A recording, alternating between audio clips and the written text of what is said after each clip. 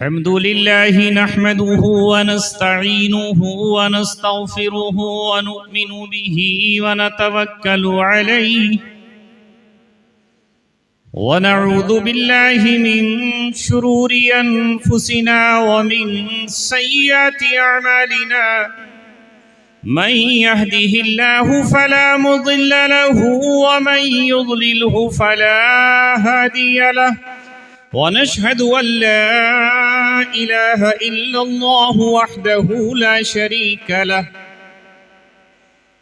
व नशहदु अन्न सय्यिदना व सनदना व मौलाना मुहम्मदन अब्दुहु व रसूलुहु अरसलहु बिलहक्कि बशीरन व नज़ीरा व दाइयन इलल्लाहि बिइज़्निहि व सिराजन मुनीरा व सल्लल्लाहु अलैहि व सल्लम तस्लीमन कसीरन कसीरा। अम्मा बाद क़ाल अल्लाहु तबारक व तआला फ़ी किताबिहिल करीम इक़रा बिस्मि रब्बिकल्लज़ी ख़लक़ ख़लक़ल इंसान मिन अलक़ इक़रा व रब्बुकल अकरम अल्लज़ी अल्लम बिल क़लम अल्लमल इंसान मा लम यअलम सदक़ल्लाहुल अलीयुल अज़ीम।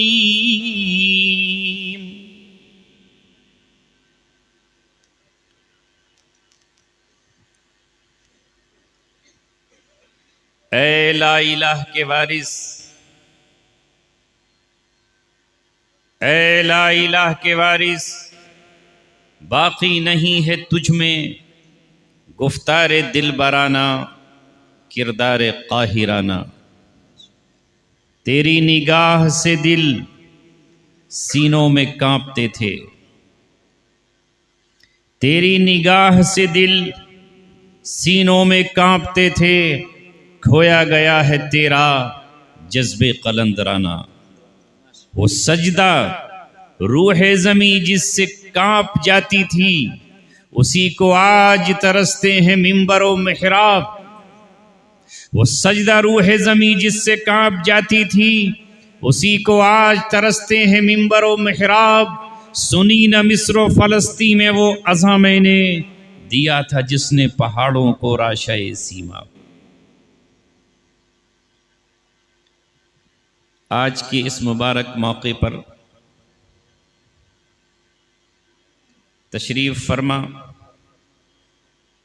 उलमाए किराम, नौजवानान इस्लाम, बुजुर्गान दीन, प्यारे बच्चों और घरों में पर्दा नशी माओं और बहनों, रात का काफ़ी हिस्सा गुजर चुका और मैं जानता हूं कि आप हजरात बहुत देर से यहाँ तशरीफ़ फरमा है। हम तो सब अपनी ज़रूरियात से फारिग होकर यहाँ आ बैठे और एक एक करके आपको कोई कुछ सुना रहा है और कोई किसी तरह आपको समझाने की कोशिश कर रहा है। ज़रूरत तो नहीं है हज़रत मुफ्ती नसीम साहब दामद बरकातुहुमुल आलिया की तकरीर के बाद मज़ीद आपके सामने कुछ कहा जाए। दिलशाद ज़ख्मी साहब ने भी आपको कभी ज़ख्मी किया और कभी आपके ज़ख्मों पर मरहम रखा और आप बिल्कुल ठीक हैं, ज़ख्मी होकर भी मुस्कुरा रहे हैं। इसी तरह उनसे पहले बेहतरीन नात आपने समात फरमाई और आपने बहुत कुछ सुना। मैं नहीं चाहता अपने गुजरे हुए कल को आपके सामने रखना, मगर क्या करूं, मेरी इजाज़त के बग़ैर ही जहाँ भी जाता हूँ नाजिम साहब उस फसाने को सुना ही देते हैं। तो फिर मैं ये अर्ज़ कर दूं कि मैं आपसे बोले बगैर भी नहीं जा सकता, इस बस्ती से मेरा पुराना रिश्ता है। मैं इस बस्ती में जहाँ तक मेरी याद सलामत है 2 मरतबा हाजिर हुआ, और ये अब तीसरी मरतबा फिर कुदरत ने मुझे यहां भेजा। जहनों में पुरानी यादें थीं। चरथावल है, उसके पास बहती हुई कोई छोटी सी नहर है, और नहर के किनारे एक बस्ती है जिसका नाम कुल्हेड़ी है। मैं कभी वहां जाता था, आज फिर उस बस्ती ने, उसकी सरजमीन ने मुझे पुकारा है। उन्वान है तालीमी बेदारी। हाँ बेशक मेरे अजीज़ों, बहुत ज़रूरी है जिस तरफ आज आपकी रहनुमाई की जा रही है। मैंने तकरीबन 7 साल इन हाल में गुजारे जहां ये लगा हुआ एक कलम, इसे हम हसरत की नजरों से देखते थे। जब मैं किसी पर कोई खूबसूरत कलम देखता तो मुझसे पूछता कि तुम्हारे पास कहां से आ गया। अगर वहां सुर्ख पेन मिल जाता तो दिल में चाहत होती, काश हेडिंग के लिए, लिखने के लिए मुझे भी मिल जाए, उम्दा वर्क मिल जाए। उस वक्त दोस्तों मेरा दिल चाहता मैं अपना पैगाम किसी जरिए आप तक पहुंचा दूं और ये कहूं कि आज़ाद फजाओं में रहने वालों, आज़ादी की जिंदगी गुजारने वालों, आज़ादी कितनी बड़ी नेमत है। आज़ाद सांस कितनी बड़ी नेमत है। आज़ादी की एक सुबह कितनी बड़ी नेमत है। आज़ादी की एक शाम कितनी बड़ी नेमत है। मगर मैं आप तक अपना पैगाम कैसे पहुंचाता, किसके पास पहुंचाता, किसके जरिए से भेजता। बिलाखिर अल्लाह ताला से दुआएं करते रहे, फरियाद करते रहे, रोते रहे। कभी एड़ियां रगड़ते, कभी दामन फैलाते, कभी हाथ पसारते, कभी अपने आंसुओं से अपने रुखसार को वुजू कराते और उसे गुस्ल कराते। फिर अल्लाह तबारक व तआला से फरियाद करते, ऐ मौला। हमारी नजरों ने यहां यही देखा कि एक कातिल जमानत पर रिहा हो रहा है, डाकू यहां से जा रहा है, चोर को जमानत मिल रही है, मुकदमात से बरात हासिल हो रही है। एक बड़े से बड़ा मुजरिम, कई लोगों का कातिल, घरों में डाका डालने वाला, गसब करने वाला, जिना करने वाला, लोगों का माल लूटने वाला, उसके लिए ताले खुल रहे हैं, दरवाजे खुल रहे हैं। ऐ रब्बे कायनात, वो घड़ी कौन सी होगी, वो लम्हा कौन सा होगा, वो कौन सा सुहाना वक्त होगा। ऐ मौला, वो कौन सा दिन होगा जब ये ताले और ये बंद हमारे लिए भी खुलेंगे। ऐ मौला, हमने तो आज तक कभी किसी को माँ और बहन की गाली भी नहीं दी, हमने कभी किसी के माथे पर थप्पड़ तक नहीं मारा, हमने कभी ऐ मौला किसी के साथ जुल्म सितम नहीं किया, एक सुई किसी की नहीं चुराई, एक बारिश किसी की जमीन पर कब्जा नहीं किया। ऐ मौला, कब वो दिन आएगा। 1 नवंबर थी, पिछला साल था। अल्लाह तबारक व तआला ने कहा, फरियादें यहां सबकी सुनी जाती हैं, यहाँ इंसाफ सबको मिलता है, यहाँ दुआएं हम उनकी भी सुनते हैं जो हमारे बागी हैं, हम यहाँ दुआएं उनकी भी सुनते हैं जो जालिम हैं। हमारे यहाँ आंख से टपकने वाले आंसू की कीमत रखी जाती है। और उस दिन के बाद फिर अल्लाह तबारक व तआला ने दोबारा मुझे ये गलियां, ये चौक, ये चौराहे, ये मस्जिदों का माहौल, ये मदारिस का माहौल, ये स्टेज और ये कुरान ख़्वानी और ये नात, ये सब कुछ दोबारा सुनने का मौका मिला। इसलिए आज अगर मुझे कोई दावत देता है तो मैं एक भूखे की तरह, एक प्यासे की तरह और एक ऐसे शख्स की तरह जिसने न जाने कितनी मर्तबा एड़ियां रगड़कर अपना दामन फैलाकर अपने मौला से मांगा था। ऐ मौला, एक वक्त वो भी था जब मैं कभी ईदगाह में, कभी मस्जिद की मिंबर पर, कभी मेहराब में, कभी पार्कों में, कभी ईदगाहों में और कभी खेतों में और कभी खलियानों में और कभी लोगों के घरों में, उनकी बस्तियों में तेरा ही पैगाम सुनाता था। ये जख्मी जो आज मेरे साथ स्टेज पर बैठा है, न जाने कितने गांव थे, न जाने कितनी बस्तियां थी जहां ये मेरे साथ हुआ करते थे और ऐसे न जाने कितने शौरा थे जो मौजूद हुआ करते थे। ऐ मौला, क्या वो बस्तियां मुझे याद नहीं करती? क्या वो गलियां मुझे नहीं पुकारती? क्या वो ईदगाहें मुझे आवाज नहीं देती? क्या वो चौराहे मुझे नहीं पुकारते? ऐ मौला, 7 साल का दिन हो गया है, जुमा आता है आम दिनों की तरह, जुमे की नमाज आती है आम नमाजों की तरह, अजानें होती हैं मगर हम महरूम हैं। रब्बे काबा, वो दिन कौन सा होगा जब हमारे लिए ड्योली खुलेगी और इस्तकबाल के लिए कुछ लोग हमारे खड़े हुए होंगे।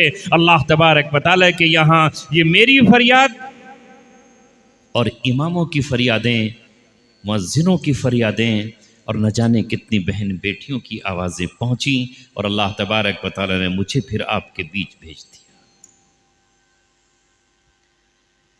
इसलिए मेरी आमद में इस बार और पहली बार बहुत बड़ा फ़र्क है। कुछ चीज़ें ऐसी हैं जो मैं चाहकर भी आपको नहीं सुना सकता। दिल का जो दर्द है वो 1000 चाहूं मगर आपके सामने उस दर्द को रख नहीं सकता। जो जख्म है उस जख्म को मैं आपके सामने नहीं रख सकता। मुझे मालूम है कि अगर मैं जख्म भी आपके सामने रखूंगा तो मेरी कौम की हालत ये है कि वो कहेगी कि हमारे पास मरहम नहीं है। नमक तो हम डाल सकते हैं, मिर्चें तो आपके जख्म पर छिड़क सकते हैं, मगर मरहम किसी और से जाकर के मांगिए, वो कोई और कौम होगी। अफसोस सद अफसोस, तुम क्या थे और क्या हो गए। तुम्हें आज से 1450 बरस पहले आमिना के लाल ने किस मकाम पर खड़ा किया था, तुम्हारी इब्तिदा क्या थी और आज तुम क्या हो। आज सारा जमाना तुम पे हंस रहा है, आसमान तुम पर मातम कर रहा है, ये जमीन तुम्हारे गुनाह के बोझ से कराह रही है। तुम उसे अपना नहीं जानते जो तुम्हारा अपना है, तुम उसे अपना नहीं समझते जो तुम्हारे लिए रातों को रोता है, तुम उसे अपना दुश्मन जानते हो और जो तुम्हारा नहीं है, जिसे तुम्हें कोई उसे प्यार नहीं है, तुम उसे अपना समझते हो, सब कुछ उसके कदमों में डालकर चले आते हो। वो नबी, वो पैगंबर, तुम्हारा वो रसूल जो रातों को तुम्हारे लिए रोता रहा, दिनों को तुम्हें पुकारता रहा, जहन्नम की आग से बचाता रहा, और उस नबी ने तुम्हारे लिए अपने ऊपर आराम को हराम करार दे लिया।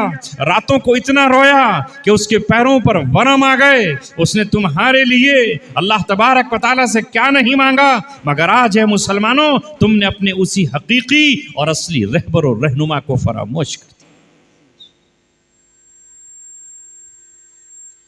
दिया। दीन से हमारा रिश्ता क्या है? वो दीन जिसकी बुनियाद पर हम अपने आप को मुसलमान कहते हैं। क्या हैं हम? अगर अभी जनगणना हो तो उसमें हम अपने आप को क्या लिखवाएंगे? बोलो, क्रिश्चियन क्या लिखवाओगे? अभी चल रहा है ना, जाति जनगणना भी होने लगे तो क्या लिखवा कर आओगे अपने को? क्रिश्चियन लिखवाओगे? सिख लिखवाओगे? क्या लिखवाओगे बताओ? मेरे सामने बैठे हुए नौजवान सोच रहे हैं क्या लिखवाएं। अरे भाई बोलो आप, ये कितने खामोश बैठे हैं। ये क्या हैं आप? मुसलमान नहीं है तो बोल दो ना, क्या बात है, पैसे नहीं लगेंगे इस पे, कोई फीस नहीं लगेगी। फीस नहीं लगेगी, कह दो भाई मुसलमान लिखवाएंगे। अरे इतना शर्मा रहे हो,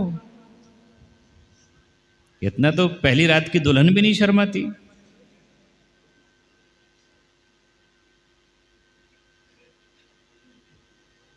थोड़ा सा बोल लो, लबों को खोल लो और समझ लो। तो वाकई हम यहां तो मुसलमान हैं, लेकिन क्या हम जब बाजार में जाते हैं तो मुसलमान हैं? अपनी दुकान पर वाकई मुसलमान हैं? मुसलमान कभी झूठ बोल सकता है? क्या उसके लिए झूठा होना सबसे बड़ी गाली नहीं है? क्या मुसलमान के लिए सबसे बड़ा ऐब अमानत में खयानत करना नहीं है कि वो अमानत में खयानत ना करे? जिसने जो कुछ दिया है वो उसे बचाकर उसे दे। एक मुसलमान कौन है जिसमें चार चीजें पाई जाती हों? वो नाम का मुसलमान हो सकता है। दो आलम के ताजदार नबी पाक सल्लल्लाहु अलैहि वसल्लम की जबान कहती है कि वो पक्का मुनाफिक है। क्या? इदा कौन? इदा कदबा, इदा हद्दसा कदबा, कि जब वो बोले तो झूठ बोले, ये मुनाफिक की अलामत है। व इज़ा तुमिना, जब उसके पास कोई चीज अमानत रखी जाए तो खाना, वो खयानत करे। व इदा खासमा फजरा, और जब उसका झगड़ा शुरू हो जाए तो गालम गलोच पर आ जाए। ये मोमिन की अलामत नहीं है, ये मुनाफिक की अलामत है। चौथी बात और बयान फरमाई, व इज़ा वादा अखलफा, मुनाफिक जब किसी काम का वादा करे तो उसकी वादा खिलाफी करे। क्या ये आज चारों चीजें मुसलमानों में नहीं पाई जा रही? माफ फरमाइए, अगर मैं और आगे बोलूं तो बात बहुत लंबी चली जाएगी, मगर मैं नहीं कहना चाहता। इसलिए मैं कह रहा हूं कि मैं जख्मों की हरियाली आपके सामने नहीं रखना चाहता। बड़े बड़े लोग जो ये इस बात का दावा करते हैं कि हम मुत्तकी हैं, मगर उनके पास कहीं एक न एक अलामत मिल जाएगी। आज झूठ से कोई परहेज नहीं है, आज वादा खिलाफी से कोई परहेज नहीं है। वादा खिलाफी तो आज शान बन गई है, वादा खिलाफी मोमिन कर रहा है। सहाबाए किराम ने कैदियों को रिहा कर दिया इस बुनियाद पर कि वो वादा खिलाफी नहीं करना चाहते थे। उन्होंने जमीनों को वापस कर दिया, फतह की हुई जमीनें वापस कर दी इस बुनियाद पर कि इस्लाम उन्हें वादा खिलाफी से रोकता है। वो अपने नबी के साथ बास जंगों में शरीक नहीं हो सके, महज इस बुनियाद पर कि उनका दीन मुआहदे को तोड़ने से मना करता है और वादा खिलाफी से रोकता है।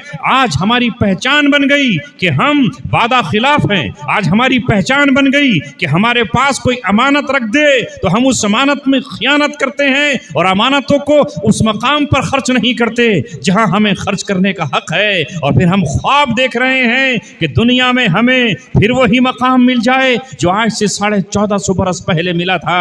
याद रखो, अभी जिक्र सुना आपने और सुनते चले जाओ। नगमे बुलबुल तो सुना हंस हंस कर, अब मेरी बारी आई, जिगर थाम लो। सुनाऊं कुछ?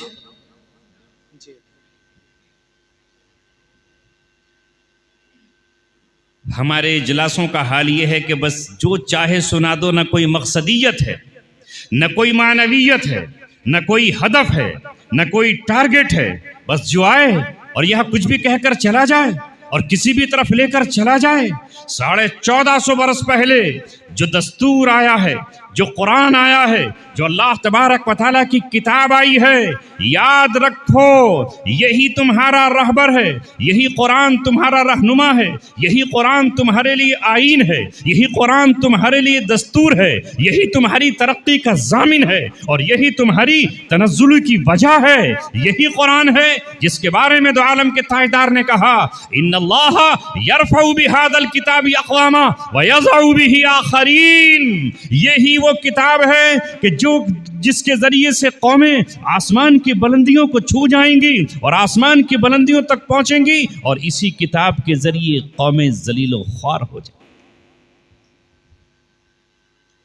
मगर अफसोस, सद अफसोस, वो कुरान जिसने हमसे इज्जत का वादा किया।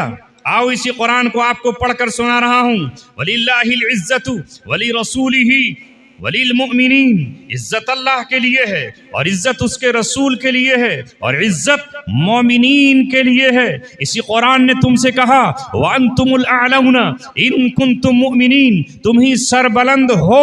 और यहाँ उलमा बैठे हैं इनकी मौजूदगी में। मैंने कल भी कहा था और आज फिर कह रहा हूँ, ये जुमला इस्मिया है और जुमला इस्मिया में इस्तिमरार होता है। अंग्रेजी में इसे कंटिन्यू कहते हैं, यानी इसमें कोई जमाना नहीं है कि तुम माजी में इज्जत वाले थे और आज नहीं होगे और आज हो तो कल नहीं होगे। कुरान की आयत कहती है तुम इज्जत वाले हो, तुम ही इज्जत वाले रहोगे और इज्जत तुम्हारा ही मुकद्दर है, इज्जत तुम्हारी ही तकदीर है, इज्जत अल्लाह ने तुम्हारे लिख दी है। वअंतुमुल आलौन, सरबलंदियां तुम्हारे लिए हैं, ऊंचाइयां तुम्हारे लिए हैं। और अल्लाह तबारक व तआला ने ये कुरान में कहा है, या तो इस मजलिस में आज मुझसे ये कहो कि अल्लाह का कलाम सच्चा नहीं है, या तो ये कहो कि अल्लाह की जबान सच्ची नहीं है, या तो ये कहो कि अल्लाह तबारक व तआला अपने वादों का पूरा करने वाला नहीं है, उसकी आयतें सच्ची नहीं है। लेकिन ये तुम कह नहीं सकते हो, इसलिए कि तुम्हारा उसी लम्हे ईमान चला जाएगा, उसी लम्हे तुम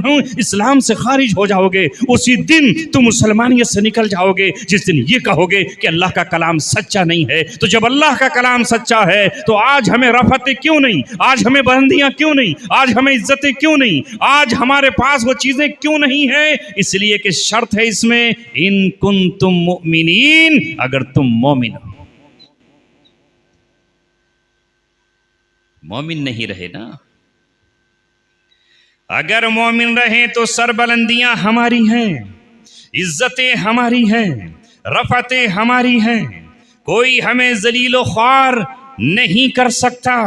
अब मैं आपको बताने जा रहा हूं, जरा आप आइए हजरत उमर इब्न खत्ताब रज़ी अल्लाह तआला अन्हु, इस कुरान के आने से पहले उनकी क्या हालत थी? ऊंटों बकरियां ही तो चराते थे कि नहीं? ये तमाम सरजमीन अरब के लोग उस वक्त दुनिया में डंका बज रहा था। तारीख के पढ़ने वालों पढ़ो तारीख, और इतिहास पढ़ने वालों इतिहास पढ़ो। उस वक्त भी डंका बज रहा था दुनिया में, किसका? रूम का और ईरान का।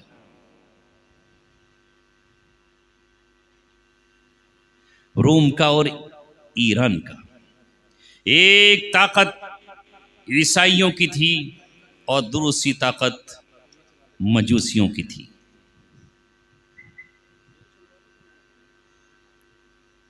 और ये जो अरब की सरजमीन थी, इस सरजमीन की उस वक्त हालत ये थी कि ये खेमे की ज़िंदगी गुजारते थे, ऊँट का दूध पीते, ऊँट की खाल बिछाते और ऊँट ही के बालों पर सो जाते, उसी पे इनका गुजर था। शहर मक्का ज़रूर था जो तिजारत किया करता था मुल्क शाम और यमन से, बाकी अरबों का हाल ऐसा नहीं था। खजूरें खाने को थी, बकरियों का दूध पीने को था, उसके सिवा कुछ नहीं था। मगर फिर सारी दुनिया ने देखा, इसे हर्फ गलत की तरह मिटाया नहीं जा सकता, इसे तारीख के दामन में पर्दे डालकर छुपाया नहीं जा सकता। ये तारीख का अनमिट नक्श है, लिखा हुआ है कि फिर ये कुरान के पढ़ने वाले, यही कुरान के सुनने और सुनाने वाले, यही दुनिया के रहबर और रहनुमा बने, जिन्होंने उमर इब्न खत्ताब रज़ियल्लाहु ताला अन्हु की ज़िंदगी में चौथाई दुनिया पर फरमारवाई हासिल की और इल्म के, तालीम के, अखलाक के, तरबियत के, हुस्न अखलाक के झंडे गाड़ दिए।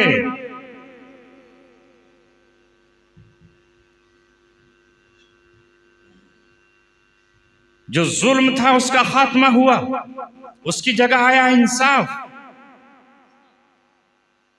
जो बेचारगी थी, मजलूमियत थी, गुलामी थी, उसकी जगह आई आजादी।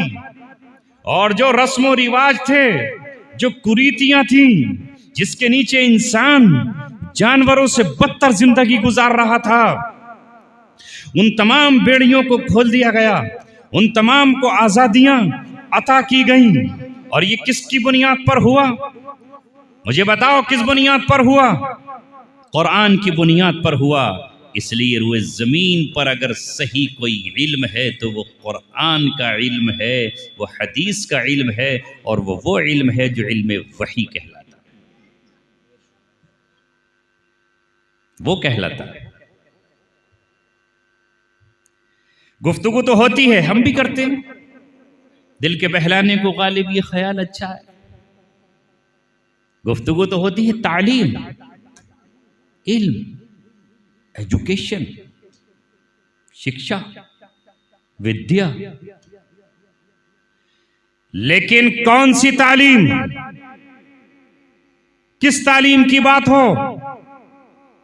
तालीम वो जो अल्लाह तबारक व तआला ने अपने नबियों के जरिए भेजी।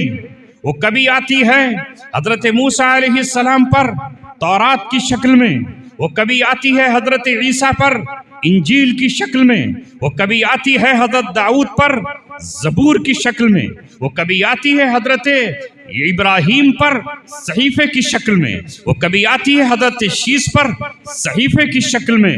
असल तालीम है ये नबवी तालीमात, आसमानी तालीमात, वही की तालीमात। इन तालीमात से ये है रोशनी, ये है रोशनी के मीनारे, ये है रोशनी के चराग। इसलिए मोहम्मद रसूलुल्लाह सल्लल्लाहु अलैहि वसल्लम वो मुअल्लिम हैं, वो टीचर हैं, वो उस्ताद हैं, वो प्रीचर हैं, वो पढ़ाने वाले हैं। इसलिए उन्होंने खुद कहा इन्नमा बुइस्तु मुअल्लिमन, मैं मुअल्लिम बनाकर भेजा गया हूँ, लिउतम्मिमा मकारिमल अखलाक, ताकि मैं तमाम इंसानियत को अखलाक के आला मकाम पर पहुंचा दूं।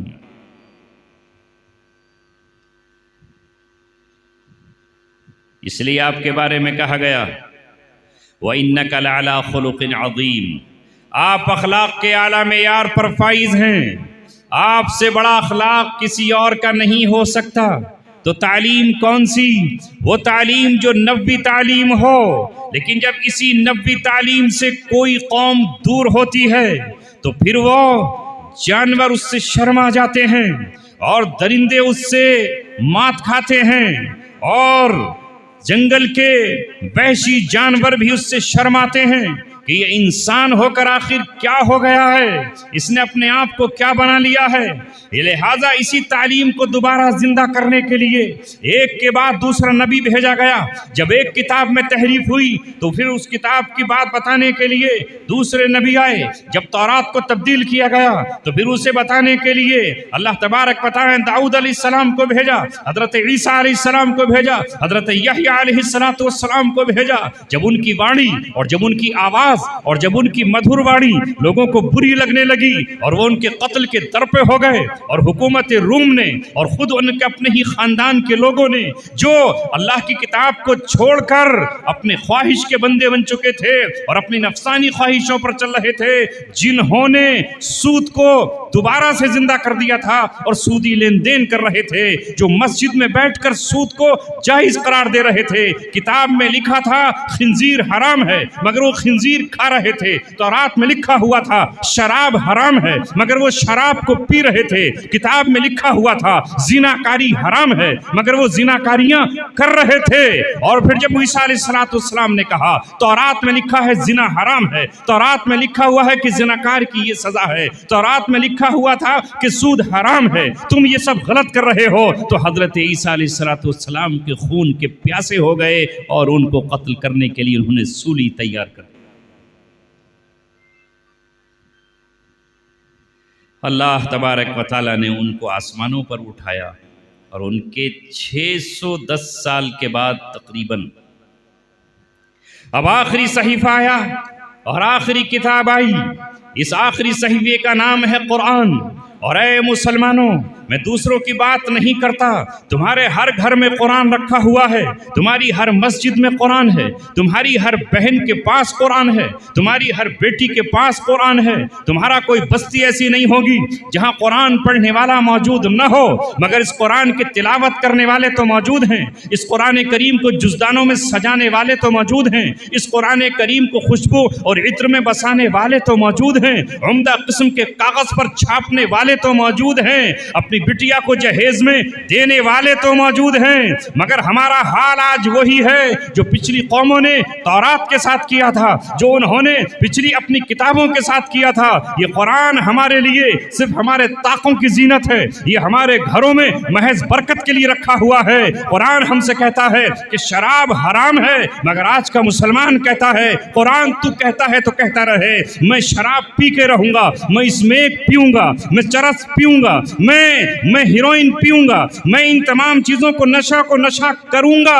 आज मुसलमान क्या शराब नहीं पी रहा? क्या मुसलमान स्मेक नहीं बेच रहा? क्या स्मेक नहीं खरीद रहा? जबकि कुरान ने कहा इन्नमल खम्रु वल मैसिर, ये जुआ और शराब नापाक है, जुआ हराम है, इससे कमाई हुई तिजारत हराम है। क्या आज जुआ और सट्टा लोग नहीं खेल रहे? क्या इस्लाम ने आकर नहीं कहा कि ये जो सूद है, ये इंटरेस्ट है, ये रिबा है, ये हराम है? मगर आज का मुसलमान कहता है कुरान की तिलावत पर तो झूम जाऊंगा। कारी साहब जब क़िरात करेंगे तो बस फिर मुझे झूमने का मत पूछो। वाह वाह, सुभान अल्लाह, अल्हम्दुलिल्लाह, अल्लाहु अकबर के नगमों से पूरी बज़्म गूंज उठेगी। मगर जब कुरान ये कहेगा वदरू मा बक़िया मिनर रिबा, सूद को छोड़ दो, तो मैं कहूंगा कि सूद के बगैर बढ़िया अच्छी उम्दा किस्म की गाड़ी कहां से आएगी? उम्दा किस्म का घर कैसे बनेगा? ये बिजनेस तिजारत कैसे चलेगी? ये सारा काम मैं कैसे करूंगा? ना ना ना, ये मुझे नहीं करना है। ये हाल है आज इस कौम का।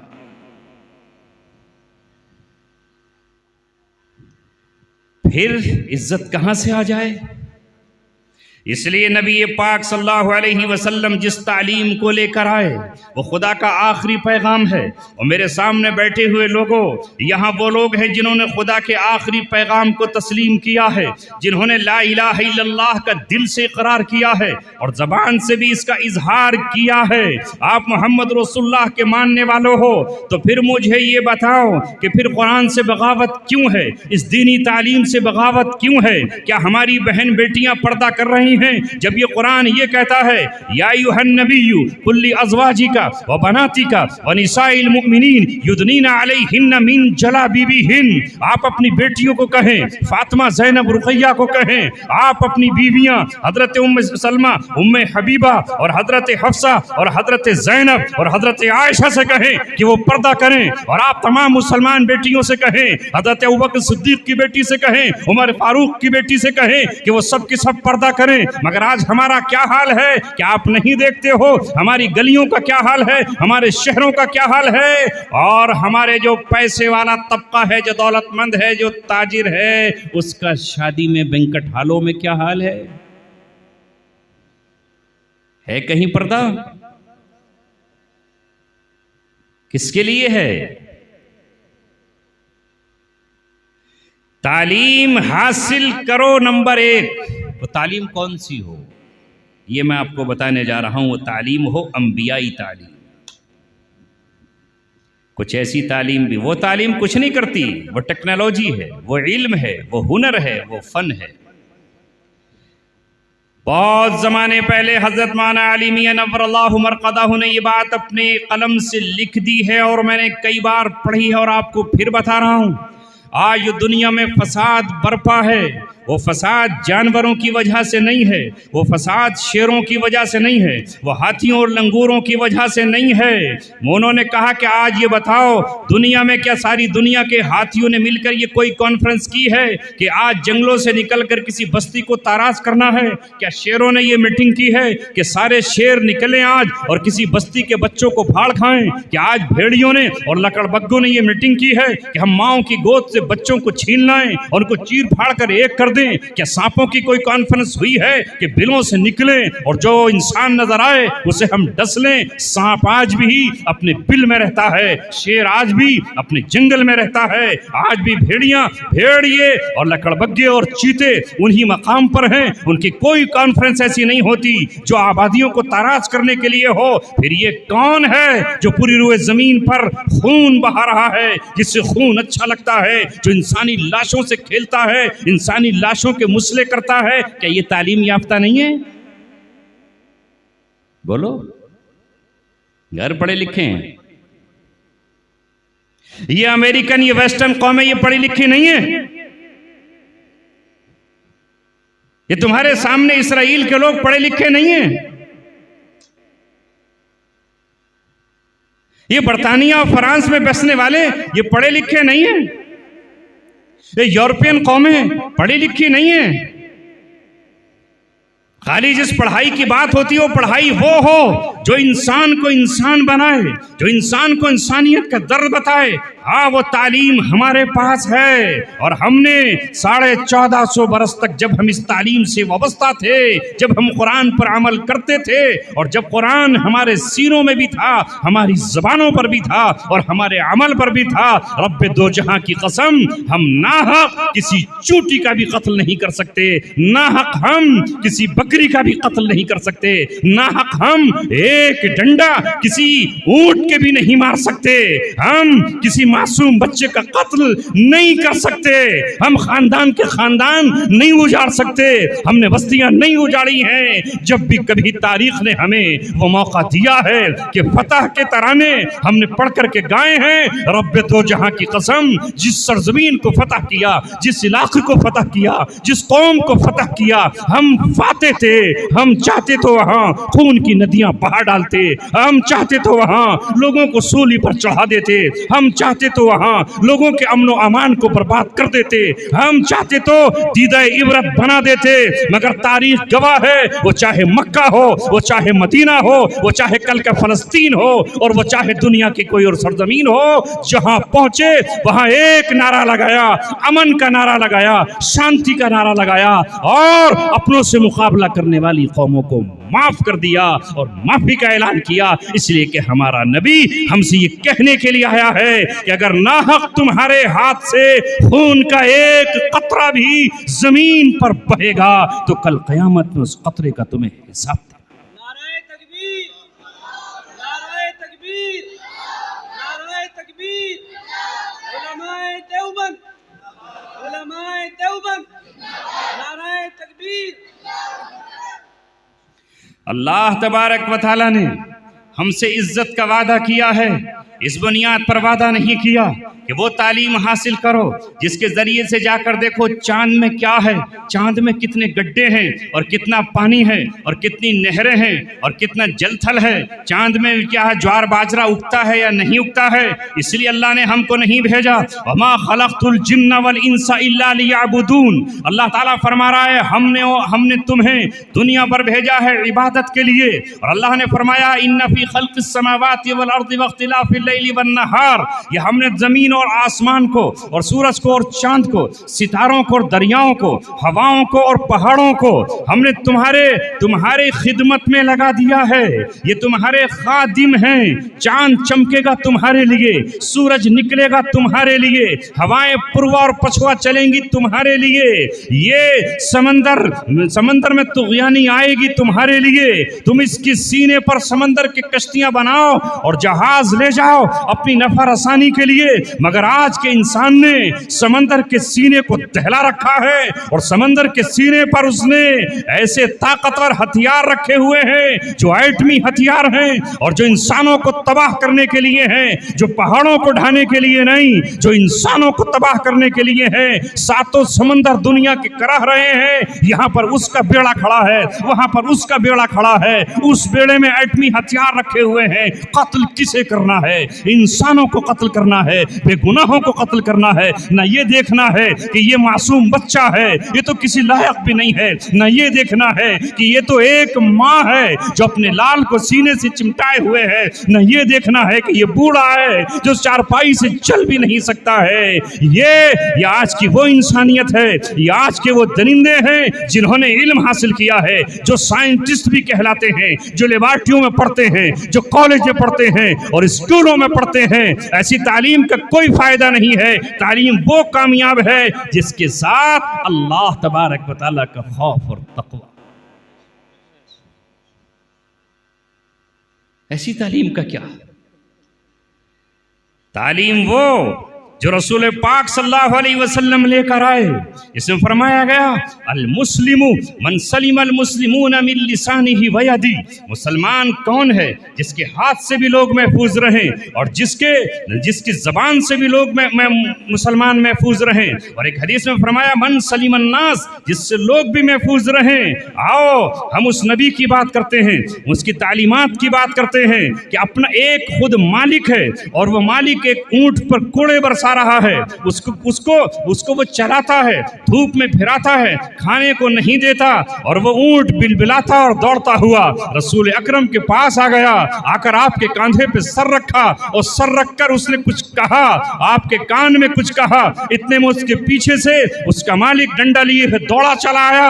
आप सल्लल्लाहु अलैहि वसल्लम ने उस मालिक का कान पकड़ कर कहा, ओ मालिक ऊंट के सुन, ये ऊंट तेरी मुझसे शिकायत कर रहा था और ये बिलबिला रहा था और ये कह रहा था मेरा मालिक मुझे खाने को कम देता है, मुझे आजाद नहीं छोड़ता कि मैं बबूल के पत्ते खा लूं, मैं कांटे चबा लूं, मुझे पानी नहीं देता, मुझसे खिदमत ज्यादा लेता है, मैं किससे जाकर शिकायत करूं? इस रूए जमीन पर तुम अल्लाह के नुमाइंदे हो, तुम अदलो इंसाफ की सरापा निशानी हो, तुम कुरान लेकर आए हो। ऐ दो आलम के नबी, ऐ तमाम जहानों के नबी, ऐ इंसानों के नबी, ऐ जिन्नात के नबी, ऐ तमाम आलमों के नबी, मैं भी आपको अपना नबी तस्लीम करता हूं और आपकी अदालत में अपनी फरियाद लेकर। आपने उस मालिक का कान पकड़ा और कहा तू खाना कम देता है और बार बर्दारी का काम ज्यादा लेता है। ये ऊंट शिकायत कर रहा है, आज के बाद शिकायत न करे, वरना कल क़यामत में तू खड़ा होगा और तेरे खिलाफ मुद्दई ये ऊंट होगा और मैं इसका वकील बनकर अल्लाह तबारक व तआला से सिफारिश कर रहा हूँगा। ये है नबी की तालीमात, ये है मोहम्मद रसूलुल्लाह सल्लल्लाहु अलैहि वसल्लम की तालीमात और ये हमें हासिल करना है। मेरे दोस्तों, हाँ मैं ये आगे अर्ज करने जा रहा हूँ, मैं ये नहीं कह रहा कि दुनियावी उलूम को नहीं सीखना है या दुनियावी ज़बानों को नहीं सीखना है, कितने ही काबिल हो जाओ, लेकिन तुम्हारे दिमाग में अल्लाह का खौफ हो। कुरान की आयत हो, मन क़तल नफ्सन बिग़ैरि नफ्सिन औ फ़सादिन फ़िल अर्ज़ फ़कअन्नमा क़तल अन्नास जमीआ व मन अहयाहा फ़कअन्नमा अहया अन्नास जमीआ। मन अहयाहा, जिसने एक जान को नाहक कत्ल कर दिया, एक जान को। मन क़तल नफ्स बिग़ैरि नफ्सिन, यहाँ लफ्ज़ जान कहा है, यहाँ मुसलमान नहीं कहा, यहाँ यहूदी और ईसाई नहीं कहा, यहाँ जैनी और पारसी नहीं कहा। मन क़तल नफ्सन बिग़ैरि नफ्सिन, और ये जान माँ के पेट में भी हो सकती है और ये जान माँ के पेट से बाहर भी हो सकती है, ये जवान भी हो सकता है, ये बूढ़ा भी हो सकता है और ये 4 महीने का माँ के पेट का जनीन भी हो सकता है। इसको अगर किसी ने नाहक कत्ल किया है, गोया उसने पूरी इंसानियत को कत्ल कर। कौन कहता है कि हम इंसानियत की बात नहीं करते? हमारा कुरान हमें इंसानियत का दर्स देता है, हमारा नबी हमें इंसानियत का दर्स देता है और यही बात तौरात में लिखी थी और इसी की तस्दीक कुरान मुक़द्दस ने की है। लिहाजा आज मुसलमानों, जरा आप ये बताओ, तुम उन्हें इंसान समझते हो जो सारी दुनिया पर चढ़ दौड़ते हैं और कहते हैं कि हम फना के घाट उतार देंगे और पूरी दुनिया को तहस नहस कर डालेंगे, हमने ये ऐसे हथियार बना लिए हैं, हमने फास्फोरस बम बना लिए हैं और हमने ये चीजें बना ली हैं। ये इंसान है, इनसे शेर 1000 गुना अफजल है, इनसे हाथी लाखों गुना अफजल है। सांप एक बार डसेगा और डसने के बाद चला जाएगा। ये वो हैं जो ना मासूमों को देखते हैं, जो ना कमजोरों को देखते हैं, जिनके सीनों में दिल नहीं है। हाँ, उनके पास तालीम के कलमदान हो सकते हैं, उनके पास तालीम हो सकती है, डिग्रियां हो सकती हैं, कोई ग्रेजुएट हो सकता है और कोई MCA हो सकता है और कोई MBA हो सकता है और कोई कुछ हो सकता है, मगर उनके पास वो तालीमात नहीं है जो अल्लाह ने अपने नबी को भेजी हैं। उन तालीमात के होते हुए उनके सीनों में दिल नहीं है। और वो है जो कुरान ने कहा है सुम्मा क़सत क़ुलूबुकुम मिन बादि ज़ालिका फ़हिय कल हिजारा औ अशद्दु क़स्वा, यानी इनके दिलों में गुनाह करने की वजह से दिल इनके पत्थरों की तरह सख्त हो गए। जब दिल पत्थर हो जाए तो उसमें से रहम कहां से आएगा, हमदर्दी कहां से आएगी, आंसू कहां से छलकेगा, दर्द कैसे निकलेगा? दिल है ही नहीं। और अल्लाह ने कहा कि इतने सख्त के बास पत्थर तो वो हैं, व इन्न मिनहा लमा तफज्जरु मिनहुल अनहार, बाज पत्थर रो पड़ते हैं और उनकी आंख के छलके हुए आंसुओं से दरिया बह निकलते हैं। और बाज पत्थर वो हैं जो अल्लाह तबारक व तआला के खौफ से फट जाते हैं, शक हो जाते हैं। और बाज वो हैं जो अल्लाह तबारक व तआला के डर से नीचे लुढ़क जाते हैं और गिर जाते हैं, हरकत में आ जाते हैं। मगर एक कौम का जिक्र किया अल्लाह ताला ने, खास कौम का। इसके दिलों का हाल ये है कि इनके दिलों में, इनके जो सीनों में जो दिल हैं वो इन पत्थरों से भी ज्यादा सख्त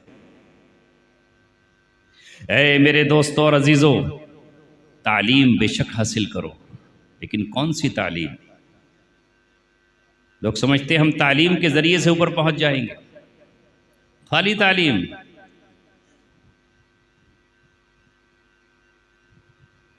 ऐसे नहीं होता। अल्लाह ताला का दस्तूर है।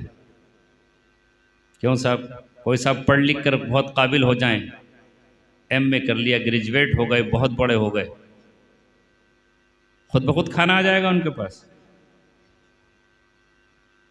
बोलो, खुद ही आ जाएगा ना, चल के भागता दौड़ता। अल्लाह का एक दस्तूर है, कानून है। खेती तो करते होंगे आप लोग? नहीं, छोड़ दी? करते हैं ना, जो कि ये भी खेती है यहां पर जो लगा हुआ है।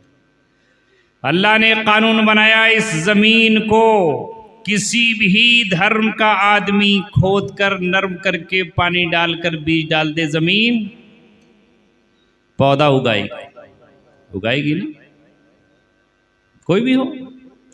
अल्लाह का एक दस्तूर है। इसी तरह अल्लाह तबारक व तआला ने कुछ ज़ाब्ते, कुछ उसूल बनाए हैं, जो कौम उनको पूरा करेगी अल्लाह तबारक व तआला उनको वो चीज़ देगा। और ये भी भूल जाइए कि तालीम याफ्ता ही हुकूमत करेंगे। किसने कहा? कितना इल्म है, तालीम याफ्ता ही हुकूमत करेंगे। हमारे मुल्क के वजीर आजम साहब के पास कितनी डिग्रियां हैं? चाय बेचते थे? अरे बोलो ना, चाय तो बेचते थे, मुल्क चला रहे हैं। और जो बेचारे स्कूलों में फर्स्ट क्लास 100 में 100 नंबर लाते थे, वो झाड़ू लगा रहे, रिक्शा चला रहे। ये कुछ नहीं, ये हुकूमत, ये दुनिया है। चंगेज खान कितना पढ़ा लिखा था? इस मजमे में बहुत पढ़े लिखे लोग होंगे मुझसे ज्यादा, चूंकि ये बहुत बड़ा तरक्की याफ्ता गांव हो चुका है अब। तो बताओ, चंगेज खान कितना पढ़ा लिखा था? अरे बताओ ना, कौन सी यूनिवर्सिटी में पढ़ के आया था? हलाकू खान, बताओ, कोई भी नहीं बता पाएगा कौन सी डिग्री थी। और तैमूर लंग कितना पढ़ा लिखा था? मैं जिस बात को आपसे कहने जा रहा हूं, माल हो, दौलत हो, हुकूमत हो, जमीन हो, जायदाद हो, तुम्हारे गांव में भी कितने अंगूठा टेक होंगे जिनके पास बहुत ज्यादा दौलत होगी, अंगूठा टेक साईं भी नहीं कर पा रहे होंगे। और कितने स्कूलों के और पढ़े लिखे जो है वो जूतियां चटका रहे होंगे, ये तो हम देख रहे हैं। तो तालीम की बुनियाद पर तो हुक्मरानी इन्हें होनी चाहिए थी। कितने गांव के प्रधान ऐसे हैं, मैं रामपुर में रहता हूं, प्रधान बना 10 साल मेरे गांव का, मुझसे छोटा लड़का, नाम भी मोबाइल में नहीं लिख सकता, नाम बोलता है उसमें दरोगा जी, दरोगा जी का नाम लिख नहीं सकता, दरोगा जी। प्रधान रहा 10 साल। और जो इल्म वाले थे, जो वकालत कर रहे थे, जो और कुछ कर रहे थे, वो कैसे बन जाएंगे? 1450 बरस पहले अल्लाह तबारक व तआला ने अपने नबी के जरिए, हाँ वो है इमामों का इमाम, वो है पेशवाओं का पेशवा। तुम्हारी नजर में जैसे अल्लामा इकबाल ने कहा था कि किरदार नबूवत में वतन और ही कुछ है, गुफ्तारे सियासत में वतन और ही कुछ है। तो इमाम और पेशवाई जिस पर अल्लाह तबारक व तआला ने कहा है वो ये पेशवाई नहीं है। हज़रत अल्लाह जब इब्राहीम अलैहिस्सलाम ने इम्तिहानात दे दिए, आग के दरिया से कूद गए आग के दरिया में, और उसके बाद अपने मुल्क को, इराक को छोड़कर मुल्क शाम, फलस्तीन, कनान वहां पहुंच गए। और उसके बाद उन्होंने अपने बेटों को जब बसा दिया वहां मक्का मुकर्रमा में, और एक बेटे के गले पर छुरी चलाकर अल्लाह तबारक व तआला से कह दिया कि तेरी राह में सब कुछ कुर्बान कर दूंगा, इकलौता बेटा कुर्बान किया मैंने। तब अल्लाह तबारक व तआला ने कहा वइदिब्तला इब्राहीम रब्बुहु बिकलिमातिन फअतम्महुन। अल्लाह ताला कह रहा है कि इब्राहीम को अल्लाह ने आजमाया बहुत मौकों पर, लेकिन वो हर मौके पर कामयाबी के साथ गुजरे। क्या कहा उसके बाद फिर? इन्नी जाइलुका लिन्नासी इमामा, मैं तुम्हें दुनिया का पेशवा बनाऊंगा, इमाम बनाऊंगा पूरी दुनिया का। इब्राहीम अलैहिस्सलाम के पास हुक्मरानी नहीं थी, बादशाहत नहीं थी, लेकिन वो इमाम थे और इमाम हैं और क़यामत तक इमाम रहेंगे। मोहम्मद रसूलुल्लाह सल्लल्लाहु अलैहि वसल्लम पहले ही दिन से इमाम थे, इमाम हैं, नबियों के इमाम हैं, उम्मतों के इमाम हैं, रसूलों के इमाम हैं, अंबिया और औलिया के इमाम हैं। इब्तिदा से और इंतहा तक मोहम्मद रसूलुल्लाह सल्लल्लाहु अलैहि वसल्लम ही हम सब के इमाम हैं। लिहाजा इमामों के इमाम, पेशवाओं के पेशवा, रहनुमाओं के रहनुमा, कायदों के कायद मोहम्मद सल्लल्लाहु अलैहि वसल्लम से सरजमीन मदीना पर जब हालात ये हैं मदीना के मुसलमान नमाज भी छुप करके पढ़ रहे हैं, अभी खुलेआम नहीं जा रहे, यानी खुलेआम नहीं जा रहे हैं, और हालात ये हैं कि पहरेदारी करना पड़ रही है। उस वक्त अभी न ईरान फतह हुआ है, न अभी रूम फतह हुआ है, न जजीरतुल अरब फतह हुआ है, न अभी मक्का फतह हुआ है, न अभी खैबर फतह हुआ है, न अभी ताइफ के लोग आए हैं। उस वक्त अल्लाह ताला ने कहलवाया, कहो कुलिल्लाहुम्मा मालिकल मुल्क तुतिल मुल्क मन तशा व तंजिउल मुल्क मिम्मन तशा। मेरे महबूब ऐलान कर दीजिए, ये आपका ऐलान क़यामत तक रहेगा, ये आपका पैगाम कुरान की शक्ल में क़यामत तक रहेगा। ये ऐलान अल्लाह का ऐलान है, अल्लाह बराह रास्त अपनी ज़बान से आकर ऐलान नहीं करेगा, ऐलान तुम करोगे, तुम्हारे बाद तुम्हारे उम्मती ऐलान करेंगे। तुम्हारा कोई हाफिज मस्जिद में जब कुरान सुनाएगा वहाँ ऐलान करेगा, कोई क़िरात करेगा वहाँ ऐलान करेगा। अब्दुस्समी 12 तारीख को कुल्हेड़ी में पहुंचेगा और वहां बैठ करके तमाम की मौजूदगी में कहेगा, सुनो कुलिल्लाहुम्मा मालिकल मुल्क, ऐ अल्लाह बादशाहत का मालिक तू है, तुतिल मुल्क मन तशा, तू जिसे चाहता है बादशाहत देता है, व तंजिउल मुल्क मिम्मन तशा, और जिससे चाहता है बादशाहत छीन लेता है, व तुइज्जु मन तशा, जिसे चाहता है तू इज्जत देता है, व तुज़िल्लु मन तशा, और जिससे चाहता है तो जिल्लत देता है। वो बियदिकल खैर, तेरे हाथ में खैर है, इन्नका अला कुल्ली शैइन कदीर, तू हर चीज पर कादिर। अब पता चला कि कौन देता है, कौन देता है? अल्लाह। वो पढ़े लिखों को भी दे सकता है और अनपढ़ को भी। अनपढ़ को नहीं देता, अनपढ़ को भी दे सकता है। अल्लाह तबारक व तआला जिसे चाहे दे दे। लेकिन बात रही इज्जत की, वो अलग चीज है। बात रहे हुकूमत की, वो दूसरी चीज है। फिरौन के पास हुकूमत है लेकिन इज्जत नहीं है। कारून के पास खजाना था लेकिन इज्जत नहीं। अबू जहल के पास ताकत थी मगर इज्जत नहीं। बनी इसराइल यहूद के पास आज इज्जत हो सकती, आज हुकूमत हो सकती है, कुव्वत हो सकती है, ताकत हो सकती है, मगर 1400 बरस पहले जो कुरान ने कहा है, ज़ुरिबत अलैहिमुद्दिल्लतु वल मस्कना व बाऊ बिग़ज़बिन मिनल्लाह, अल्लाह ने इन पे जिल्लत मुसल्लत कर दी है, इन पे कहर मुसल्लत कर दिया है। अल्लाह की नजर में ये जलील हैं, ख्वार हैं। जहां जाएंगे वहां जलील होंगे, जहां रहेंगे वहां जलील होंगे। इज्जतें दिलों में इनके नहीं होंगी, वो इनसे कोई नहीं छोड़ा सकता। अब मेरे दोस्तों आपसे बात ये अर्ज करनी है, क्योंकि आज पोस्टर उन्वान यह है तालीमी बेदारी। बेशक बेदारी होनी चाहिए। बेदार होना किसे कहते हैं? आधा मजमा नहीं जानता होगा बेदार किसे कहते हैं। आधा मजमा नहीं जानता होगा, ये तो वो जानना है जिन्होंने उर्दू पढ़ी है। यहाँ सामने उम्मीद लिखा है, जरा अपने उलमा से कभी पूछा ये उम्मीद है या उम्मीद है? पूछा मुफ्ती नसीम साहब एक ज़माने से आपके यहाँ, मेरी भी इस्लाह हो जाएगी इसलिए मैं देख रहा हूँ इसे कि उम्मीद क्या चीज़ है। उम्मीद तो मैंने देखा है। ये है हमारी इल्म और तालीम का आलम। बेदारी के माना है जागना, बेदार करना, जगाना। जिंदे को तो जगाया जा सकता है, सोए हुए को जगा जा सकता है, लेकिन जो मुर्दा हो गया हो उसे नहीं जगाया जा सकता, उसे नहीं कुछ कहा जा सकता, वो मुर्दा हो चुका है।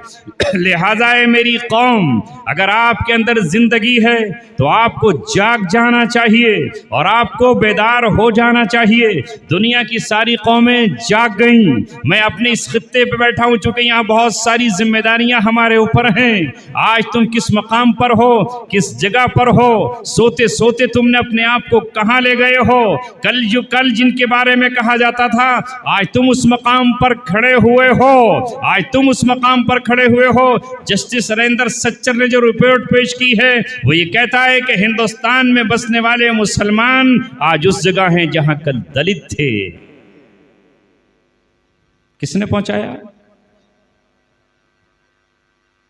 कौन लेकर गया हमें यहां? हमने दीन का दामन भी छोड़ा तो हम अल्लाह ताला की तरफ से रुस्वा किए गए। अगर काश हम दीन को मजबूती से थाम लेते। आज हमें कोई 5,000 रुपया कर्ज देने के लिए तैयार नहीं है, इसलिए कि हम 5,000 रुपये उस कर्ज के वापस नहीं करेंगे। हम 4 साथी मिलकर के एक कारोबार करने के लिए तैयार नहीं हैं। हम 4 लोग अगर मिल जाएं तो हम 4 मिलकर के पहले 3 का ग्रुप बनाएंगे, इस एक को बाहर निकालो, उसका पैसा पहले तो लेंगे मीठी बातों से और उसके बाद उसे बाहर कर देंगे। दुनिया की दूसरी कौमें बड़ी बड़ी कंपनीज बना करके वो कहां से कहां तक पहुंच गए और हम 4 लोग नहीं मिल सकते।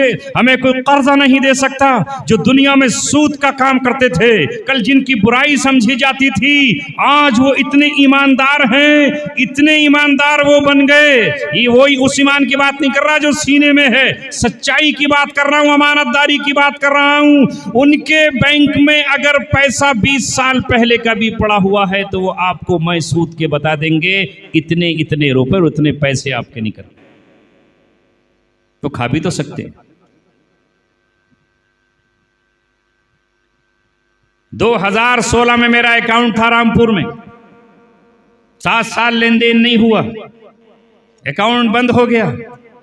अब मैं गया, जाकर मैंने उनसे पूछा, 1 मिनट में उन्होंने सब कुछ बता दिया। बस ये साबित कर दो कि आप यहीं के हो, KYC करा दो, अपना आधार कार्ड दे दो और पैन कार्ड दे दो, और ये पैसे आपके ये रखे हुए हैं। और उसमें और मजीद इजाफा कर दिया, वो के वो उनके सूद का इजाफा है। हम में का कोई होता तो क्या करता? खा जाओ, लौट के थोड़ी आएगा। लौट के आएगा तो उसको देना थोड़ी है। ख्वाबों से कुछ नहीं होता। हकीकत की दुनिया में आइए और हकीकत की दुनिया में बैठिए मुसलमानों। अल्लाह तबारक व तआला यूं ही किसी कौम को बर्बाद नहीं करता, उसके असबाब होते हैं, उसके जराए होते हैं। तुम्हारे नबी मोहम्मद सल्लल्लाहु अलैहि वसल्लम ने अपने सहाबा के दरमियान बैठ करके कहा, उनसुर अखाका जालिमन औ मजलूमन, मदद करो अपने भाई की, जालिम हो या मजलूम। सहाबा हमारी तरह नहीं थे कि फौरन हदीस को समझ बैठे। जैसे यहाँ कोई आदमी 4 लाइनें पढ़े तो उसके बाद समझता बस मैं ही तुर्रम खां हूं, पूरी दुनिया को मैं समझ रहा हूं, है ना। ये क्या जाने सहाबा अरबी दा होते हुए इस हदीस के मफहूम को अगर बज़ाहिर सामने से लें तो समझ में आ रहा है कि मदद करो जालिम की भी और मजलूम की भी, अपने भाई की। लेकिन नबी अकरम सल्लल्लाहु अलैहि वसल्लम तो ये दावत दे रहे थे कि हक की मदद करना है और उसकी मदद करना है जो हक पर है, और अब तुम्हारा भाई अगर जालिम भी है तो उसका साथ नहीं देना है। आपने फरमाया जिसने जाहिलियत की तरफ किसी को बुलाया, यानी अपने खानदान अपनी कौम की तरफ बुलाया, तो वो इस्लाम से खारिज है, इस्लाम से निकल चुका है, वो जाहिलियत की मौत मरेगा। जिसने असबी का साथ दिया है, सहाबा पुकार उठे और कहा अल्लाह के रसूल बात समझ में नहीं आई, इस हदीस का मफहूम समझा दीजिए, इस हदीस का मतलब बता दीजिए। अब तक तो आपने कहा था कि आपको यह नहीं देखना है कि तुम्हारा भाई है या दूसरे खानदान का है, जो हक पर है उसका साथ देना है, जो बातिल पर है उसका साथ नहीं देना है, उसका हौसला तोड़ना है। इस हदीस का मतलब बताइए। तो आका सरवर दो आलम ने कहा उनसुर अखाका जालिमन औ मजलूमन के माना यह है कि अपने भाई की मदद करो। जालिम की मदद करना यह है कि उसकी कलाई पकड़ लो और उसके पंजे को मरोड़ दो और उससे कहो कि तू इस हाथ को आगे नहीं बढ़ा सकता, मैं अपने मजलूम भाई के साथ खड़ा हूं, तेरी कलाई को मरोड़ने के लिए मेरा पंजा काफी। जालिम के साथ खड़े मत हो जाओ, रोक दो उसे जुल्म से, ये उसकी मदद है, वरना कल जहन्नम में वो अल्लाह का अजाब सहेगा। क्या इस हदीस पर आज मुसलमान अमल कर रहे हैं? अगर मैं एक एक को देखूं तो अमल नहीं हो रहा, गांव में देखूं तो अमल नहीं होता, और अगर मुल्कों के पैमानों पर चला जाऊं तो क्या आज अमल हो रहा है? अभी मुझसे एक साहब कह रहे थे, हजरत जरा फलस्तीन पर बोल देना। अरे मैं क्या बोलूं, दुनिया को नजर आ रहा है, मुझे बोलने की जरूरत क्या है? अगर जालिम को रोकने के लिए कोई और नहीं, सिर्फ दुनिया भर के मुसलमान खड़े हो जाते और खड़े होकर ये कहते कि तुम्हें अगर किसी ने मारा है उसे मारने का तुम्हें हक है, तुम्हें किसी ने कत्ल किया है उसे तुम्हें कत्ल करने का हक है, जिसने तुम्हारा घर जलाया है उसका घर जलाने का हक है, जिसने तुम्हें तकलीफ दी है उसे तकलीफ देने का हक है। लेकिन बेकसूरों के साथ जुल्म सितम किसने किया है? ये कौन है? ये अपने आप को कहलाने वाले मुसलमान हैं, मगर ये न जालिम का हाथ पकड़ते हैं न मजलूम के हाथ में भीख का एक सिक्का देते हैं। ये मुसलमान बोलो। दुनिया की दूसरी कौमें खड़ी हैं, जालिम जालिम का साथ दे रहा है, वही जाहिलियत है जो कल मक्का में थी। लिहाजा है मेरे अजीजों, एक वाकया सुनो और इस वाकये को सुना के अपनी बात खत्म कर रहा हूं। तुम जिस नबी के मानने वाले हो, ये अपने दिल में तय कर लो कि हम जो भी तालीम हासिल करेंगे वो तालीम हमारे इस दीन के ताबे होगी। बेशक मैं ये नहीं कहता कि अपने बच्चों को डॉक्टर मत बनाओ, लेकिन ये डॉक्टर हो, लेकिन ये सबसे पहले डॉक्टर होने के साथ साथ एक सच्चा मुसलमान हो, एक अमानतदार डॉक्टर हो। इसका मजहब और इसका दीन सिर्फ पैसा ना हो जाए, सिर्फ दौलत ना हो जाए, सिर्फ बड़ी बड़ी बिल्डिंगें बनाना इसका मकसद ना हो जाए। मैं अपने बच्चों कहता हूं वकील बनाओ, लेकिन इस वकील का मकसद सिर्फ झूठ बोलकर और सिर्फ दूसरों को लूटकर, नोचकर, खसोटकर, मक्कारियां करके, अय्यारियां करके सिर्फ अपनी बिल्डिंगें कायम करना ना हो। ये मजलूमों का भी कोई मुकदमा तो लड़ सके और खड़े होकर ये कह सके कि मैं किसी एक मजलूम का मुकदमा लड़ूंगा। इस हिंदुस्तान में जरा दिखाओ कितने वकील हैं जो आप उंगलियों पर दिखा पाओगे। लिहाजा हो तो सही, कोई तुम्हारा बच्चा इंजीनियर बने और वो इंजीनियरिंग से कोई चीज कमाए तो उसका मकसद ये सिर्फ ना हो कि वो झूठ बोले, झूठे बिल बनाए और बस पैसा ही उसका मकसद हो। हम पैसे ही के लिए आए ही नहीं हैं, पैसे से भी हम दीन और आखिरत खरीदने के लिए आए। क्या है तुम्हारे नबी, आज बिल्कुल वही माहौल है। मुझे कहने की ज़रूरत नहीं है, तुम सब समझदार हो, पहचानते हो 1 रुपये का नोट कौन सा है और 500 का कौन सा है, सब जानते हो। नबी करीम सल्लल्लाहु अलैहि वसल्लम का इब्तिदाई ज़माना है। आप सल्लल्लाहु अलैहि वसल्लम ने मक्का में कह रखा है, इंतज़ार करो, अब आ गया है अब्दुल्लाह का दुलारा, अब आ गया है अल्लाह तबारक व तआला का महबूब रब्बिल आलमीन। अब मैं जुल्म और सितम की दुनिया नहीं चलने दूंगा, अब यतीमों को रोने नहीं दूंगा, अब बेवाओं को तड़पने नहीं दूंगा, अब गुलामों को जंजीरों में जकड़ा हुआ नहीं रहने दूंगा, अब समाज की कुरीतियां तुमसे अलग हटाकर रहूंगा, खोल दूंगा तुम्हारे सारे वो बंधन जिनमें तुम बंधे हुए हो और तुम्हारी कमरें टूटी जा रही हैं और तुम्हारे कांधे पिचके हुए हैं। ये ऐलान कर रहे हैं रसूल करीम सल्लल्लाहु अलैहि वसल्लम। अहले मक्का मजाक उड़ा रहे हैं, अबू जहल और उतबा की महफिलों में शराबें चल रही और आपका मजाक उड़ाया जा रहा है। ये अकेला, ये तन्हा, जिसके साथ कोई नहीं है, ये यतीमों को हक दिलाएगा, ये मिस्कीनों की किफालत करेगा, ये बेवाओं को कपड़े पहनाएगा, ये आया है मजलूमों का हमदर्द बनकर। देखेंगे इसको भी हम, ये कितना इंसाफ यहाँ दुनिया पे कायम करता है। लिहाजा आजमाइश की एक घड़ी एक दिन आ गई और घड़ी बड़ी अजीबो गरीब थी। दूर दराज गांव देहात से एक बच्चा अपनी माँ के कहने पर अच्छी किस्म के खूबसूरत ऊंट बेहतरीन नस्ल के इस बाजार में लेकर आया और माँ ने कहा कि बेटा इतनी कीमत में ऊंट बेचें तो बेचकर चले आना, अगर कोई ख़रीदार न मिले तो वापस ले आना, अगली बाजार फिर दिखा देंगे। ऐसा ही होता है ना। वो बाजार था मक्के का, खाना काबा के आसपास लग रहा था। जाहिर है चालाक आदमी तो चालाक ही होता है, ताड़ने वाला ताड़ ही लेता है।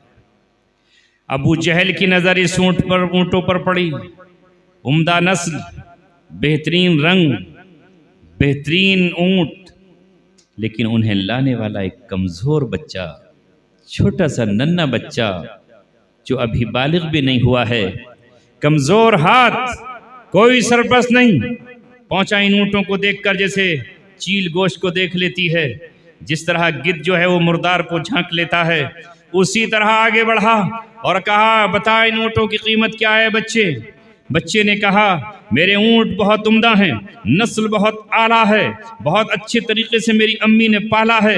माँ ने कहा है इतने दिरहम में इन ऊँटों को बेच आना बेटा, और अगर इतनी कीमत न लगे तो फिर इन ऊँटों को वापस ले आना। बिगड़ती है जिस वक्त जालिम की नीयत, नहीं काम आती दलील और हुज्जत। ताकतवर था, कुव्वत उसके साथ थी। इस बच्चे से कहा, ओ नादान, कहीं के अहमक, तुझे किसने हक दिया हमारी बाजार में इन ऊँटों की इतनी अहम और इतनी ज्यादा कीमत बताने का? बहक़ सरकार और इस बाजार के नियम के तहत तेरे ऊँट जब्त किए जाते हैं, न तुझे ऊँट मिलेंगे, न तुझे इन ऊँटों की कीमत मिलेगी। जा अपनी माँ से कह देना कि तेरे ऊँट बाजार वालों ने, बाजार के सरदार ने रख लिए हैं। तुझे मालूम नहीं कि बाजार में एक कीमत होती है, उतनी कीमत पर माल और सामान बिका करता है। किसने तुझे यह हक दिया है कि तू इतनी कीमत इन ऊँटों की यहाँ पर बताए? बच्चे को जब ये पता चला, उसकी नकेल छीन ली, उस बच्चे की आंख से आंसू छलक आए। बच्चे का बाप नहीं था, वो यतीम था। माँ ने जन जाने कहाँ से इन छोटे छोटे बच्चों को ऊँटों के पाला था, जैसे गरीब औरतें घर में मुर्गियाँ पाल लेती हैं, बकरियों के बच्चे पाल लेती हैं। बड़े होकर मेरे यतीमों के काम आ जाएंगे, बिक जाएंगे तो मेरे बच्चे के कपड़े आ जाएंगे। ऐ मालदारों, ये गम और ये चीज किसी अमीर को नजर नहीं आ सकती, ये सिर्फ गरीबों को नजर आती है जिनके यहाँ ये हो। हमने देखा है अपने बचपनों में, एक मुर्गी अगर बिल्ली लेकर चली जाती, उस घर में मातम हो जाया करता था। हाय, हमने एक मुर्गी पाली थी, कल अंडे देगी, हमारे घर का खर्च चल पड़ेगा। एक बकरा अगर मर जाता, उस घर में मातम हो जाता था कि हमने बकरा पाला था। हाय, ये बकरा तो मर गया है, अब क्या होगा, हमने तो बड़ी उम्मीदों के साथ पाला था। आज की नौजवान नस्लों, तुम्हें कहता हूं, तुमने वो दिन नहीं देखे जो तुम्हारे बाप दादा ने गुर्बत के देखे हैं। आज आपने तो वो दिन देखे हैं जब हर तरफ खुशहाली है, हरियाली है, हर तरफ माल की फरावानी है, दौलत की फरावानी है। फाका नहीं देखा, फख्र नहीं देखा, गुर्बत नहीं देखी, अभी देखा ही कहां है। अब तो हाल ये है हमारा, हमारे हाथों में 50-50 हजार के मोबाइल है, हम लाखों की गाड़ियों में चल रहे हैं। हमारे आबो अजदाद वो थे जिन्हें जूते तक पहनने को नहीं मिले और नंगे पैर वो सफर किया करते थे और खेतों पर चला। आज भी है गुर्बत, मगर उस आंख को दिखेगी जिस आंख ने गुर्बत देखी हो। आज भी है परेशानी, मगर ये उसको दिखेगी कि जिसने परेशानी के दौर से गुजारा हो। इस बच्चे की चीखें निकल गईं, उसने हाथ जोड़े, उसने पैर पकड़े, मगर अबू जहल जाहिलों का इमाम था। अबू जहल बहुत गुरूर वाला था, कहा नहीं मिलेंगे। उससे पता था इससे कौन वापस दिलाएगा। ऊंट मजा आ गया, इतनी कीमत मुझे मिल गई, इतनी कीमत मुझे मिल गई और मैंने इनको हड़प लिया है। उस बच्चे ने जा जाकर जिसको सरदार देखा, वो उतबा के पास गया, वो शैबा के पास गया, वलीद बिन मुगीरा के पास गया, नजर बिन हारिस के पास गया, उक़बा बिन अबी मुईद के पास गया, अबू सुफियान के पास गया। जो भी चौधरी और सरदार थे वहां उस बस्ती के मक्का के, सबके पास जाकर उसने झोली फैला ली, दामन फैला लिया, गर्म आंसुओं से उसने अपना नजराना पेश कर दिया। मगर सबने ये कहा कि ये बड़ा ताकतवर है, इसके सामने नहीं बोल सकते। यही हाल है ना आज जो देख रहे हो, ताकतवर है, नहीं बोल सकते, बड़ा मारेगा, ताल्लुकात कट हो जाएंगे। ये हमारा सरदार है, पंचायत का चौधरी है, एक एक ने जो है हाथ जोड़ लिए, कहा नहीं, दिल में तो आ रहा है कि कुछ कहें, लेकिन नहीं, अबू जहल है, इससे ताल्लुकात नहीं मुनक़ता कर सकते। ये हमारे काम आता है, हम इसके काम आते हैं। ये हमसे लेन देन करता है, हम इससे लेन देन करते हैं। ये हमसे खरीदो फरोख्त करता है, हम इससे खरीदो फरोख्त करते हैं। ए बच्चे, तेरा हक यहाँ हम में से कोई नहीं दिला सकता। उनमें से किसी एक को मजाक सूझी और उसने कहा, ए बच्चे सुन, ये जो हतीम में बैठा है, इसको ये मोहम्मद और अहमद कहलाता है अपने को। इसने कहा है मैं यतीमों का हक दिलाने आया हूँ, मैं बेवाओं को इंसाफ दिलाने आया हूँ, मैं कमजोरों की जमीन और जायदाद किसी से गसब नहीं होने दूंगा। लिहाजा अगर तेरा हक कोई दिला सकता है, इस वक्त ये शख्स है जो इस वक्त रो रहा है, इबादत कर रहा है। मासूम बच्चे को क्या पता कि किसकी तरफ इशारा कर दिया है, उन्हें मजाक सूझी थी। आज मोहम्मद सल्लल्लाहु अलैहि वसल्लम का इम्तिहान लेते हैं, इस बच्चे को ऊँट दिलाते हैं या नहीं दिलाते। लिहाजा वो बच्चा गया और उसने जाकर के रसूल पाक सल्लल्लाहु अलैहि वसल्लम के कंधे पर हाथ रखा। आप महवे दुआ थे, अपने रब से मसरूफ थे। जैसे ही आपने बच्चे की तरफ शफकत और रहमत और प्यार और मोहब्बत की नजर से देखा, उस बच्चे की हिचकियां निकल गईं। इस तरह उस सुबह सुबह के रोया जैसे माँ ने उसके कंधे पे हाथ रख दिया हो। आपने पूछा, है मेरे बिटिया, ए मेरे लाल, ए मेरे जिगर गोशे, ए मेरी जिगर के टुकड़े, मुझे बता तो सही, किसने तुझे रुलाया है, किसने तेरी आंख में आंसू दिया है, किसने तुझे गमगीन किया है, कौन है जिसने थप्पड़ मारा है, कौन है जिसने तुझसे कुछ छीना है, बता तो सही हुआ क्या है। बच्चा रोए रोए जा रहा है और उसने कुछ नहीं। आपने सीने से लगाया और फिर पूछा, मुझे बता तो सही क्या वजह है, मेरे पास क्यों आए हो। उसने इशारा करके कहा, ये तुम्हारा सरदार मक्का है जिसने मेरे ऊंट छीन लिए हैं और ये तमाम चौधरियान हैं जिनके सामने मैंने झोली और दामन फैला के गिड़गिड़ा चुका हूँ।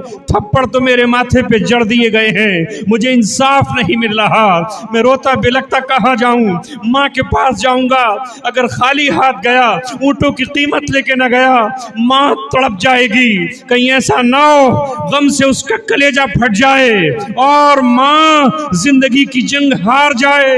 ऐ शख्स, ऐ हमदर्द शख्स, मेरी मां को जिंदगी, मेरी मां को मौत से बचा ले। मैं इस हाल में नहीं जाना चाहता कि बगैर कीमत के जाऊं या बगैर ऊँटों के। आपने कहा, किसने ऊँट छीने?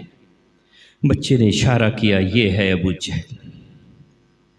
सुनो, मोहम्मद रसूलुल्लाह का कलमा पढ़ने वालों, नबी पाक सल्लल्लाहु अलैहि वसल्लम से मोहब्बत का दम भरने वालों, उनके नाम की तस्बीह पढ़ने वालों, सुनो, रसूल अकरम सल्लल्लाहु अलैहि वसल्लम के पास अभी कुछ नहीं है।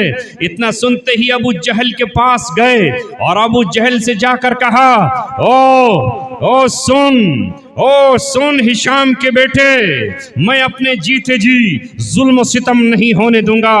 इस बच्चे के ऊंट वापस कर दे, और अगर ऊंट वापस नहीं करता तो जो इसने कीमत बताई है वो कीमत इसके हवाले कर दे, वरना अपने बुरे अंजाम के लिए आज तैयार हो जा।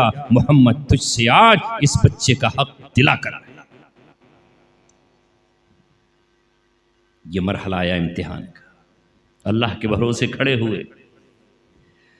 अबू जहल ने चाहा कि आज मोहम्मद सल्लल्लाहु अलैहि वसल्लम का काम ही तमाम कर दो।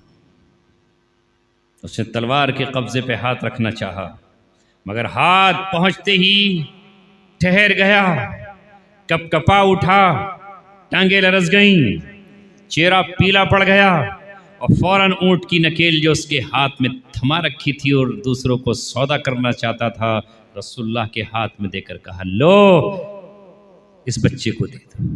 वो बच्चा रसूल पाक सल्लल्लाहु अलैहि वसल्लम की खिदमत में गिर गया, कदमों में गिर गया और कहा, शाबाश, सुभान अल्लाह, मेरे रहबर तुम हो, क्या तुम इंसाफ पसंद हो।